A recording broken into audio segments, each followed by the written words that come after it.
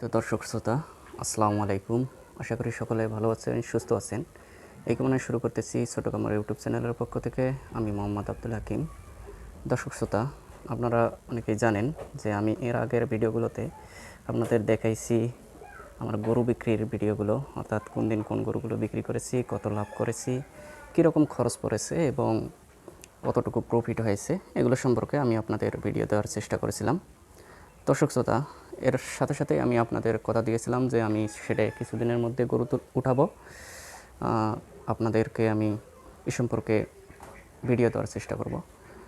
তো তারই ধারাবাহিকতায় আজকে আপনাদের সাথে আমি একটি ভিডিও নিয়ে উপস্থিত হলাম। ভিডিওটি করতেছি আমি যে গরুটি ক্রয় করেছি তার উপর।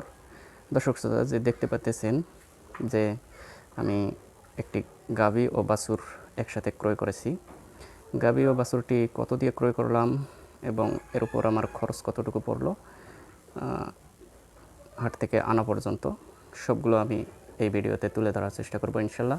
আপনারা সকলেই মনোযোগ সহকারে ভিডিওটি দেখুন।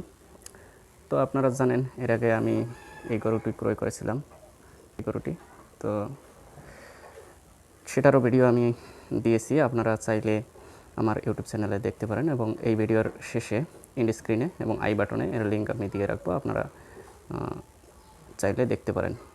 তো দর্শক শ্রোতা, এই গরুটি আমি ক্রয় করি 64,000 দিয়ে, ষাঁড় বাছুর 64,000 টাকা দিয়ে এই গরুটি ক্রয় করি। গরুটির বয়সের কথা যদি বলি, গরুটি হচ্ছে 4 দাঁত। তো বয়সের দিক বিবেচনা করে আমি গরুটি একটু বেশি দাম হইলেও ক্রয় করার চেষ্টা করি। দেখুন দর্শক শ্রোতা, আমি যে এই ষাঁড় গরুটি সহ গাভী ক্রয় করেছি, এর যদি আমি দুধ দহন করতে যাই তাও আমার এখানে 3 পোয়া থেকে 1 কেজি দুধ হইবে, কিন্তু আমি দহন করব না। মাঝে মধ্যে যদি প্রয়োজন পড়ে তাহলে দুধ দহন করব, তাছাড়া করব না। দুধ ভালোই হয়, বাছুর যথেষ্ট পরিমাণ দুধ খায়। তো দেখতেছেন যে বাছুরটি জাবর কাটতেছে। বাছুরটিকে আমি যদি তুলে দিই তাহলে আপনারা দেখতে পারবেন। বাবা ওটা তো কে, ওটা দেখি, দেখতে পাচ্ছেন যে ষাঁড় বাছুর।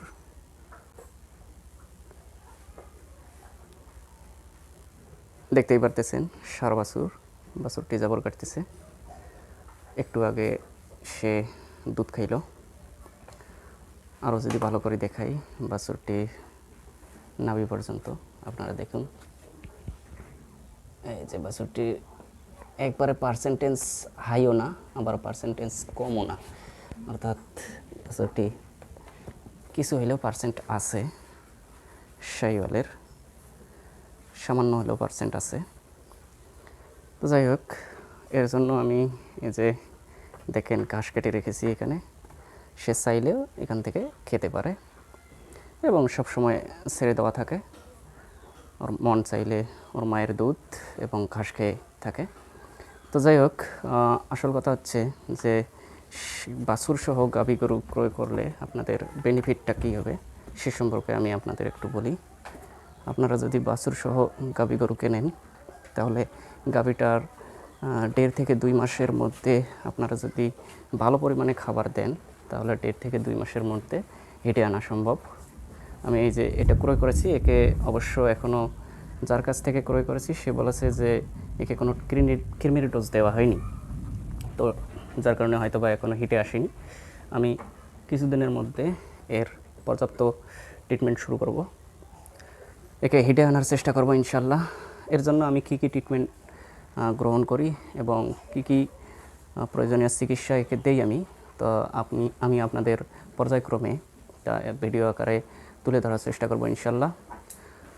এখন পর্যন্ত যারা আমার এই ছোটো খামার ইউটিউব চ্যানেলটি সাবস্ক্রাইব করেননি, আপনারা ছোটো খামার ইউটিউব চ্যানেলটি সাবস্ক্রাইব করে পাশে থেকে অল নোটিফিকেশন বেল আইকনটি বাজিয়ে দিন, যাতে করে নিত্য নতুন ভিডিও আপনাদের কাছে চলে যায়।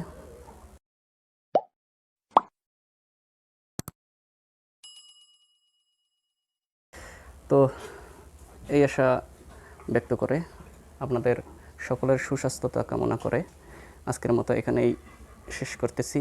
সকলেই ভালো থাকুন, সুস্থ থাকুন। ছোটো খামারের জন্য দোয়া করবেন সবাই। যেন আমি আমার গন্তব্যস্থলে পৌঁছতে পারি। তো সবার সুস্বাস্থ্যতা কামনা করে আজকের মতো এখানেই শেষ করতেছি। সকলে ভালো থাকুন, সুস্থ থাকুন। খুদা হাফেজ।